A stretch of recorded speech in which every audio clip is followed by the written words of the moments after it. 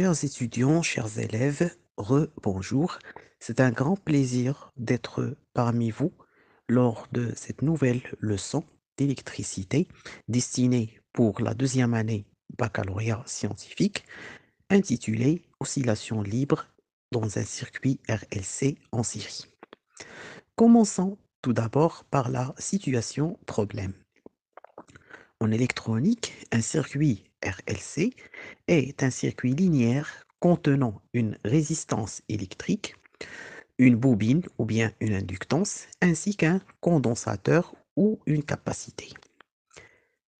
Les circuits RLC sont généralement utilisés pour réaliser des filtres de fréquence ou bien des transformateurs d'impédance. Aussi, ils sont utilisés également pour les modélisations électriques et analogiques des systèmes physiques. Que se passe-t-il lorsqu'on relie un condensateur chargé aux bornes d'une bobine?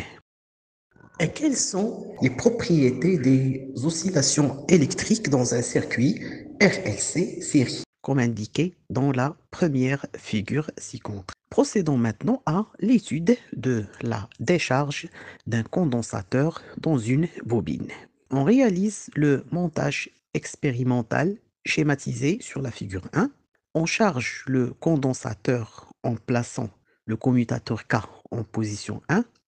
On bascule le commutateur K sur la position 2 pour réaliser ainsi un circuit RLC en série tel que R représente la résistance totale du circuit avec R égale R plus R' est égal 10 ohms.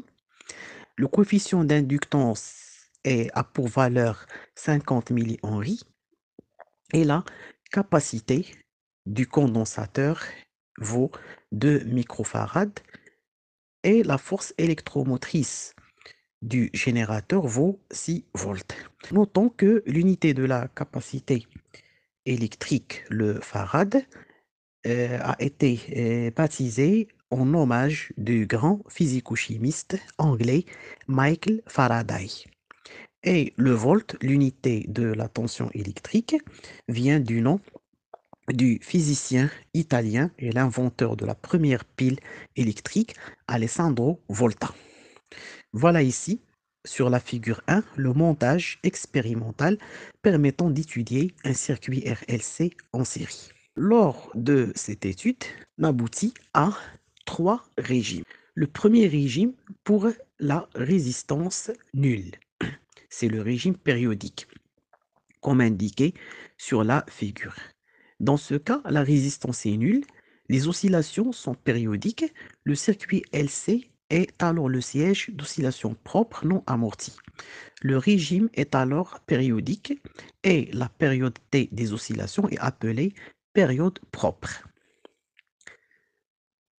Pour le régime apériodique, qui correspond à une grande valeur de la résistance, notamment une résistance de 300 ohms, on trouve dans ce cas si la résistance du circuit, bien sûr, est grande. Les oscillations disparaissent du fait que l'amortissement est fort, le condensateur perd sa charge sans oscillation et on distingue dans ce cas 3 régimes. Le régime sous-critique, indiqué par le graphe bleu, le régime critique indiqué par le graphe vert, ainsi que le régime surcritique indiqué par le graphe rouge de la variation de la tension en fonction du temps. Pour le régime pseudo-périodique, qui correspond à une petite valeur de résistance totale, l'amplitude des oscillations n'est pas constante, mais décroît. Les oscillations s'amortissent, le régime est dit pseudo-périodique. Et approximativement, la pseudo-période, on la prend égale à la période propre des oscillations. Procédons maintenant à l'étude théorique du circuit RLC. On considère le circuit indiqué sur la figure 2, le circuit RLC en série. D'après la loi de l'additivité des tensions, on a UL plus UC plus UR est égal à 0. On sait que UR égale R' fois I, et I égale la dérivée de la charge par rapport au temps, égale alors la capacité fois la dérivée de la tension UC par rapport au temps, et UL égale R fois I, c'est-à-dire la résistance interne de la bobine, plus L, le coefficient d'inductance, fois la dérivée première de l'intensité du courant parcourant la bobine par rapport au temps. On substitue I par son expression et on trouve UR égale R' fois C fois D de UC sur D de T et UL égale RC fois D de UC sur D de T plus LC fois la dérivée seconde de la tension entre les bornes du condensateur, c'est-à-dire la tension UC par rapport au temps. En substituant bien sûr ces expressions à la loi de l'additivité des tensions, l'équation prend la forme suivante. R fois C fois D de UC sur D de T plus LC fois D carré de UC sur D de T carré plus R' fois C fois D de UC sur D de T plus UC égale 0. On factorise par la capacité et ainsi que bien sûr les dérivées premières de UC et on obtient dans ce cas L fois C fois T carré de UC sur T de T carré plus R' plus R facteur C fois la dérivée première de UC sur T de T plus UC est égal à 0. C'est l'équation différentielle vérifiée par la tension UC aux bornes du condensateur pendant donc la charge. Cette équation, bien sûr, il devient T carré de UC sur T de T carré en divisant bien sûr de part et d'autre par LC, on obtient donc T carré de UC sur T de T carré plus R sur L fois T de UC sur T de T plus 1 sur LC fois UC est égal à 0. On sait que la charge Q égale C fois UC et l'intensité du courant égale T de Q sur T de T, d'où UC égale Q sur C. C'est la manière avec laquelle on peut exprimer l'équation différentielle en fonction de la charge. On sait également que UR égale R fois D de Q sur T de T et UL égale alors R fois D de Q sur T de T plus L fois T carré de Q sur T de T carré, c'est-à-dire la dérivée seconde de la charge. En substituant bien sûr ces expressions dans l'équation différentielle vérifiée par la tension UC, on obtient L fois D carré de Q sur T de T carré plus R prime R facteur T de Q sur T de T plus Q sur C est égal à 0. Et on divise de part et d'autre par le coefficient d'inductance, on trouve T carré de Q sur T de T carré plus R, la résistance totale sur L fois T de Q sur T de T plus Q sur LC est égal à 0. Et c'est l'équation, bien entendu, différentielle vérifiée par la charge QT du condensateur. Donc, comme vous voyez, la figure 3 décrit bien sûr la variation de la charge du condensateur en fonction du temps dans un circuit RLC. Donc, il s'agit d'un régime pseudo-périodique. La grandeur, bien sûr, R sur L fois D de Q sur T de T, ou bien R sur L fois D de UC sur T de T, concrétise dans ce cas le caractère non oscillatoire du système, c'est-à-dire l'amortissement des oscillations électriques.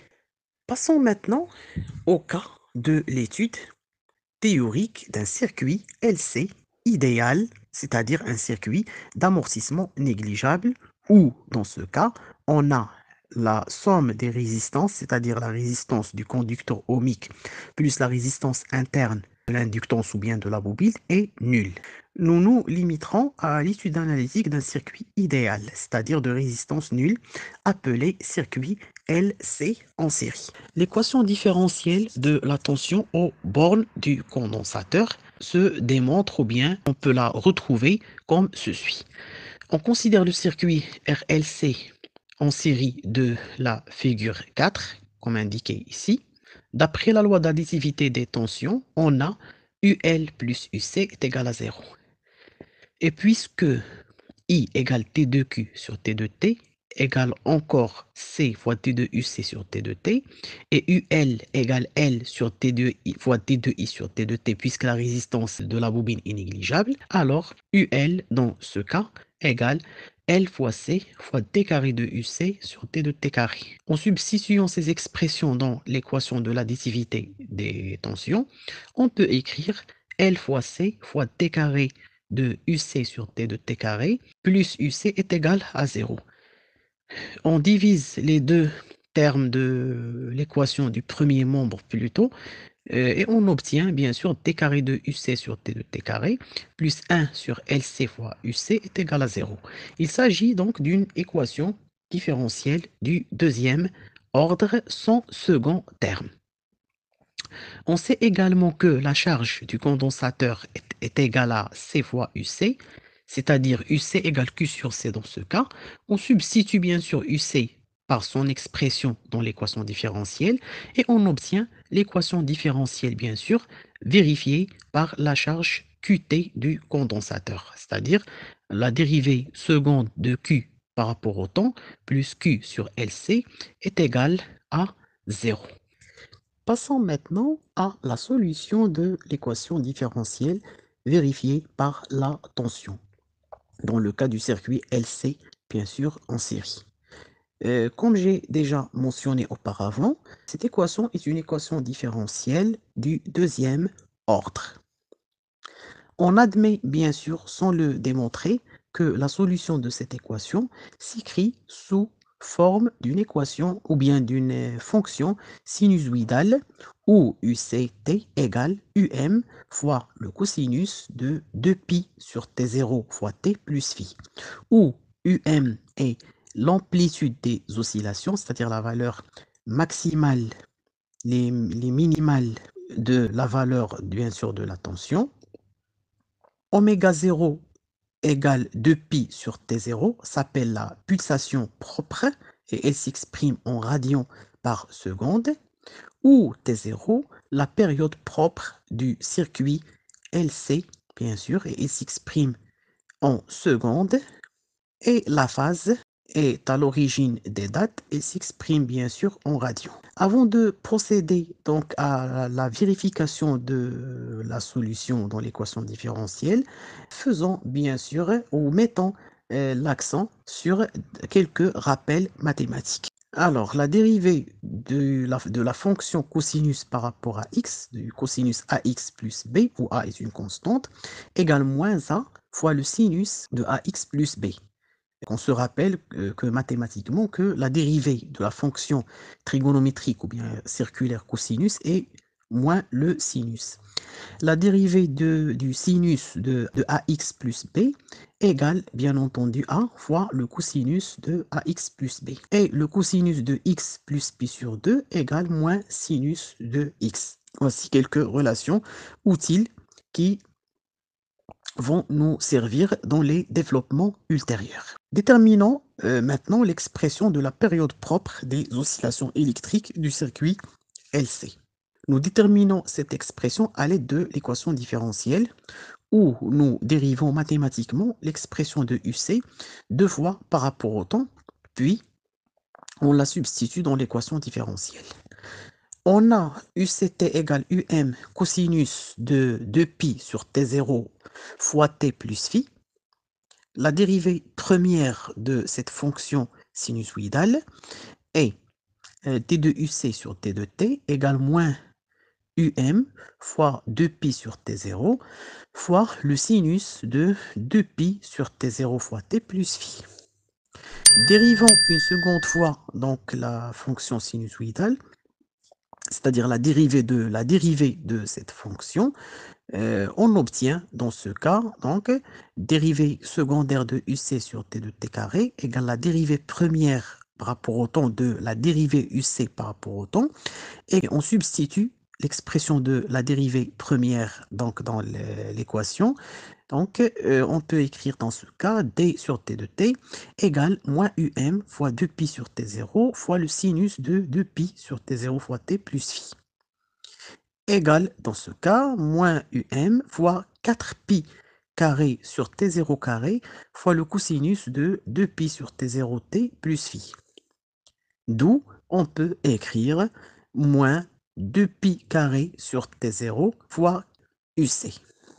En substituant bien sûr cette expression dans l'équation différentielle, on peut écrire moins 2pi carré sur T0 fois UC plus 1 sur LC fois UC est égal à 0. Donc, 2pi carré sur T0 égale 1 sur LC, c'est-à-dire T0 carré égale 4pi carré fois LC, d'où T0, la période propre des oscillations électriques dans un circuit LC, égale 2pi fois la racine carrée de L fois C. C'est la fameuse équation de William Thomson ou Lord Kelvin, le grand physicien bien sûr anglais. L'expression de la fréquence des oscillations libres F0 est F0 égale 1 sur T0 égale 1 sur 2pi fois la racine carrée de L fois C. Démontrons maintenant que la constante T0 a les dimensions bien sûr d'un temps. On a UL égale L fois T de I sur T de T, d'où la dimension de L égale la dimension de U fois la dimension de T sur la dimension de I, égale alors la dimension de U fois T sur I, et aussi on a I égale C fois T de UC sur T de T, donc la dimension de C égale la dimension de I fois la dimension de T sur la dimension de U sur le plan bien sûr ou bien de point de vue dimensionnel, égale I fois grand T sur la dimension de U. Donc analysons maintenant à la lumière de ces résultats la dimension de T0. Donc, il devient la dimension de T0 égale 2pi fois la dimension de la racine LC. Donc, puisque la racine carrée est linéaire par rapport à la multiplication, donc, et 2pi est sans dimension, ou bien pratiquement sans dimension, alors la dimension de T0 égale dans ce cas la dimension de L fois la dimension de C, et bien sûr, on leur applique le radical ou bien la racine carrée égale la racine carrée de la dimension de U fois T fois I fois T sur I fois U. On élimine U de part et d'autre ainsi que I du dénominateur et le numérateur. On obtient dans ce cas la racine carrée de T carré, d'où donc égale T. C'est-à-dire le T0 s'exprime en secondes et il a bien les dimensions d'un temps. Dans le cas d'un régime pseudo-périodique, c'est-à-dire où l'amortissement est non nul, on peut assimiler la pseudo-période T à la période propre à condition que la résistance, bien entendu, soit très inférieure par rapport à une résistance qui s'appelle la résistance critique RC. Passons maintenant à la détermination de l'amplitude UM et la phase phi. On a UCT égale UM cos de pi sur T0 fois T plus phi. À l'instant initial T égale 0, on peut écrire UC égale UM fois le cosinus de phi. D'après les conditions initiales, à l'instant T égale 0, on a UC égale E. Et puisque UM représente la valeur maximale de la tension UC, c'est-à-dire l'amplitude des oscillations, alors cette amplitude doit forcément être égale à E, c'est-à-dire la force électromotrice du générateur. D'où le cosinus de phi égale à 1, c'est-à-dire que phi est égal à 0. Et par conséquent, la tension UC peut s'écrire UCT égale E fois le cosinus de 2pi sur T0, la période propre, fois le temps. Ou bien on peut écrire UCT égale E fois le cosinus de 2pi fois F0 fois T, où F0 représente la fréquence propre en Hertz. Du nom du grand physicien allemand, le père des études expérimentales sur les ondes électromagnétiques, Heinrich Hertz. Pour la période, c'est le temps, bien sûr, qui sépare deux variations ou bien deux vibrations successives. C'est la période propre. Pour la fréquence, c'est le nombre des oscillations par seconde, c'est-à-dire le nombre de fois où la tension change ou bien varie son intensité en une seconde. L'expression de la charge. On a Q égale C fois UC et UC égale E cos de pi t sur T0, d'où l'expression de la charge Q égale, dans ce cas, C fois E fois cosinus de 2pi sur T0 fois T, ou QM égale C fois E. Voici ici donc la représentation graphique de UC comme une fonction sinusoïdale, bien sûr. On a donc la période, regardez sur la figure, et on a la valeur maximale graphiquement, donc qui est égale à 6 volts. Et pour la période égale donc graphiquement 2 millisecondes, en considérant bien sûr les échelles des tensions ainsi que les échelles du temps. Pour retrouver l'expression de l'intensité du courant IT, on procède comme ceci. Donc, à partir de l'expression de QT, donc, on la dérive une seule fois par rapport au temps. Donc, I égale T de Q sur T de T, égale également C fois T de UC sur T de T. D'où I égale moins C fois E fois 2pi sur T0 fois le sinus, bien sûr, de 2pi sur T0 fois T. Et d'où IT égale IM, la valeur maximale ou bien l'intensité maximale du courant, fois le cosinus de 2pi sur T0 fois T plus pi sur 2.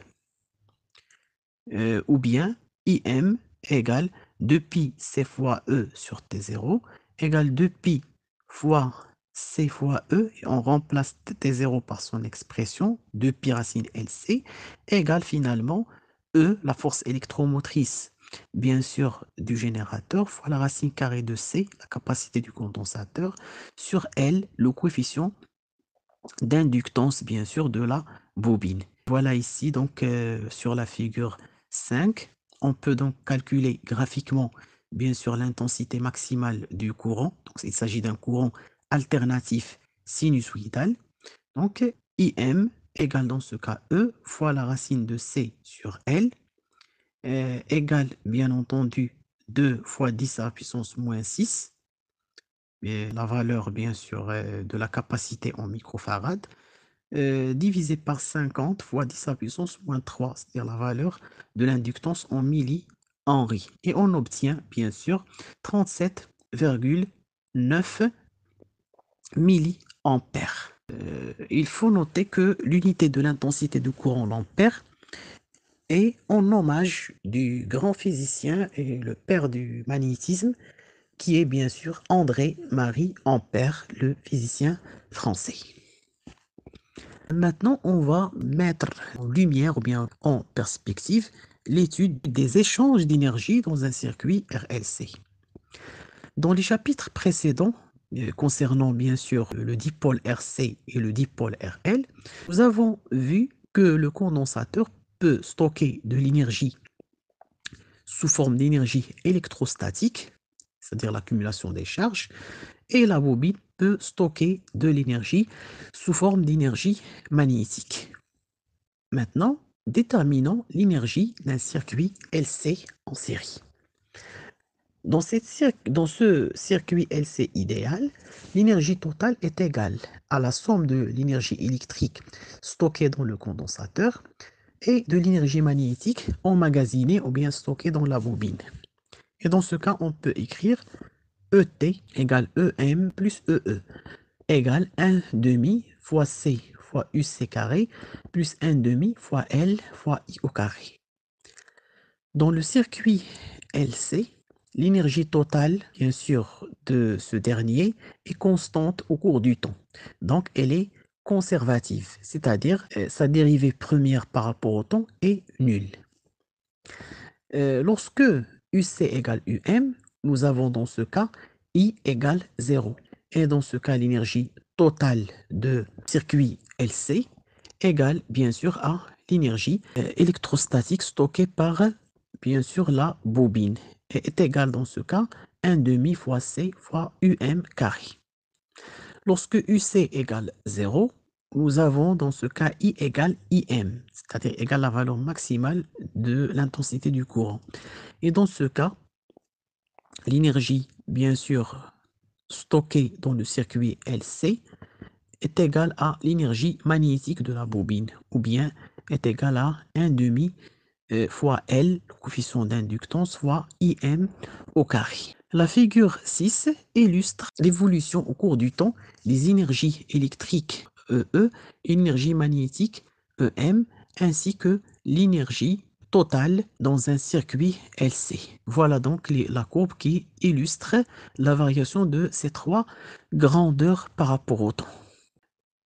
Pour un circuit RLC, comme il est indiqué sur la figure 7, l'évolution au cours du temps des énergies électriques et magnétiques, ainsi que l'énergie totale dans ce circuit RLC.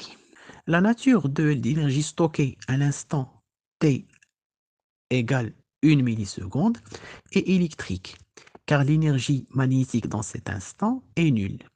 Et la nature de l'énergie stockée à l'instant t égale 1 demi-milliseconde est de nature magnétique du fait que l'énergie électrique est nulle dans ce cas. Pour l'énergie RLC en série, il y a toujours un échange d'énergie entre le condensateur et la bobine. Mais il y a une dissipation de cette énergie par effet Joule, c'est-à-dire un transfert thermique ou bien une conversion d'une partie de l'énergie électrique en énergie thermique dans les résistances. Dans ce cas, l'énergie totale n'est plus conservative, c'est-à-dire n'est plus constante et il diminue au cours du temps, comme indiqué bien entendu sur la figure 7. Dans un circuit RLC, donc l'amortissement des oscillations est dû à une perte d'énergie par effet Joule, c'est-à-dire la dissipation d'une partie de l'énergie électrique sous forme de chaleur dans les résistances ou bien sûr dans les conducteurs ohmiques ou même les bobines à résistance interne non négligeable.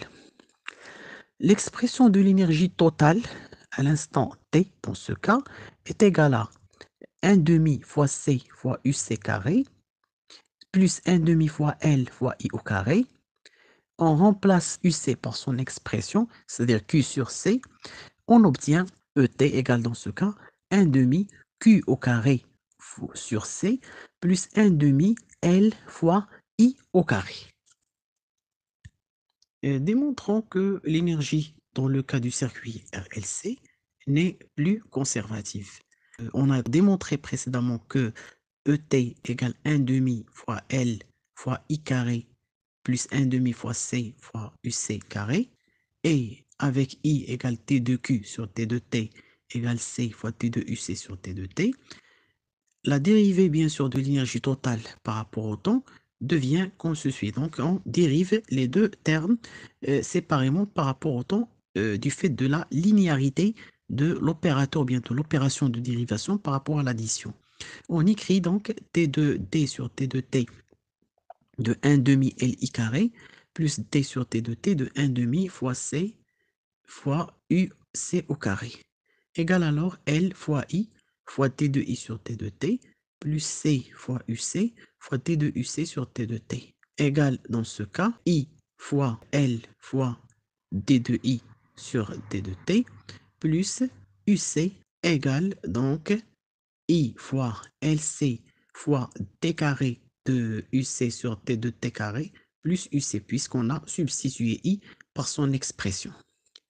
Considérons l'équation différentielle vérifiée par la tension, c'est-à-dire LC fois la dérivée seconde de UC par rapport au temps plus RC fois la dérivée première de UC par rapport au temps plus UC est égal à 0, c'est-à-dire que LC fois T carré de UC sur T de T carré plus UC égale dans ce cas moins RC fois D de UC sur T de T ou bien égale R fois I.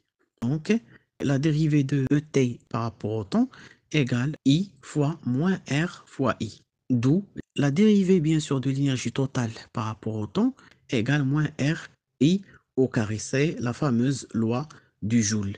C'est-à-dire que l'énergie électrique totale dans le circuit RLC diminue. Et cette diminution est attribuée à la dissipation d'énergie sous forme de chaleur par effet Joule dû à la résistance du circuit. Pour arriver à ce résultat, on a bien sûr utilisé la formule mathématique indiquée ci-contre.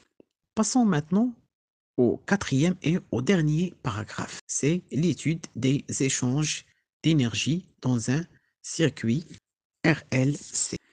Un oscillateur électrique tel que nous l'avons vu est amorti par dissipation d'énergie par effet Joule dans le conducteur ohmique. Pour entretenir bien sûr ces oscillations d'un circuit RLC libre, il faut apporter donc au circuit, par l'intermédiaire d'un dispositif, la même quantité d'énergie qui a été perdue, bien qui a été dissipée par effet Joule. On réalise bien sûr le montage de la figure 8. Dans ce montage, on a le générateur G qui délivre une tension proportionnelle bien sûr à l'intensité du courant qu'il débite. On peut écrire UG égale R0 fois I. Le module électronique d'entretenu G se comporte comme une résistance négative de valeur moins R0. Procédons maintenant à l'étude théorique. On considère le montage d'entretien d'oscillation bien sûr de la figure 9 et d'après la loi de l'additivité de tension, on peut écrire UL plus UC plus UR est égal à UG, où UG égale R0 fois I, et I égale T2Q sur T2T égale C fois T2UC sur T2T, et R dans ce cas égale R plus R', c'est-à-dire la résistance du conducteur ohmique plus la résistance interne de la bobine. On écrit dans ce cas donc l'équation en fonction des intensités de courant et des tensions. On peut écrire R' fois I plus R fois I plus L T de I sur T de T plus bien sûr UC est égal à R0 fois I. Alors L fois C fois T de carré de UC sur T de T carré plus R' plus R facteur I moins R0I plus UC est égal à 0. Ou bien encore L fois C fois la dérivée seconde de UC par rapport au temps plus R' plus R moins R0, donc on factorise toujours avec I, facteur I plus UC est égal à 0. D'où donc LC fois T carré de UC sur T de T carré plus grand R, c'est-à-dire la résistance totale, moins R0, la résistance négative, fois C, fois T2UC sur T2T, plus UC est égal à 0. Et par conséquent, on peut écrire T carré de UC par rapport au temps, c'est-à-dire la dérivée seconde de UC, la tension entre les bornes du condensateur par rapport au temps, plus R moins R0 sur L, où R est la résistance totale du circuit et R0 la résistance bien sûr négative, sur L fois T de UC sur T de T, plus 1 sur LC fois UC est égal à 0. Lorsqu'on fait ajuster la résistance R0 à une valeur égale à R, le terme dû à l'amortissement s'annule bien sûr. D'où R moins R0 sur L fois T de UC sur T de T est égal à 0. Et l'équation différentielle prend la forme du celle d'un circuit LC en série. D'où on peut écrire T carré de UC sur T de T carré plus 1 sur LC fois UC est égal à 0. Et les oscillations électriques dans ce cas sont sinusoïdales et de période propre qui est égale à T0 égale de pi fois la racine carrée de LC, la fameuse bien sûr formule de Lord Kelvin ou bien de William Thomson.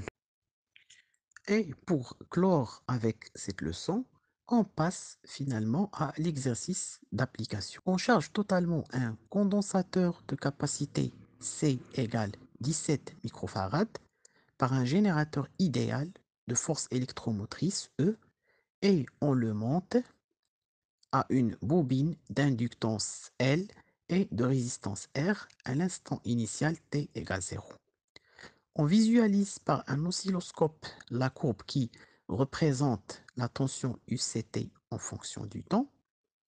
Notons avant d'aborder l'exercice que l'oscilloscope a été inventé par le physicien, bien sûr, allemand et le prix Nobel de physique en 1909, Carl Ferdinand Braun. Passons maintenant aux questions. Voilà ici le schéma expérimental et voilà la courbe décrivant bien sûr la variation de la tension UC en fonction du temps. Montrez comment relier l'oscilloscope pour visualiser la tension UC, c'est-à-dire vous allez le montrer bien sûr sur le schéma du montage expérimental. La question 2, quel est le régime observé? La question 3, quelle est la forme d'énergie stockée dans le circuit à t égale 60 millisecondes? Et justifiez bien sûr votre réponse. En considérant la pseudo-période t égale à la période propre T0 de l'oscillateur LC, déterminer la valeur de L, c'est-à-dire le coefficient de self-induction, bien sûr, de la bobine. Calculer la variation de l'énergie totale entre les instants T0 égale 0 et T1 égale 10 millisecondes et expliquer le résultat obtenu. Trouver l'équation différentielle vérifiée par la tension UC dans ce cas. On monte en série avec le condensateur et la bobine un générateur G délivrant une tension proportionnelle à l'intensité du courant, c'est-à-dire UG égale A fois IT. Et on obtient des oscillations sinusoïdales lorsque A égale 8 SI. SI, le système, une grandeur donc, qui a pour unité du système international d'unité. Quel est le rôle du générateur G? Déterminer dans ce cas l'équation vérifiée par la charge Q et trouver finalement la résistance de la bobine. Je vous souhaite une bonne compréhension et une bonne assimilation de ces concepts exposés dans cette vidéo. Et tâchez de vous abonner davantage dans notre chaîne afin que vous puissiez suivre, bien sûr, toutes nos leçons et toutes nos applications et nos exercices relatifs au programme, bien sûr, du baccalauréat, du deuxième année baccalauréat, plus précisément, pour toutes les options scientifiques, notamment les sciences mathématiques, les sciences physiques, c'est-à-dire physique-chimie, et enfin les sciences de la vie et la terre, c'est-à-dire le SVT. Merci d'être toujours fidèle à notre chaîne et à bientôt pour une autre vidéo.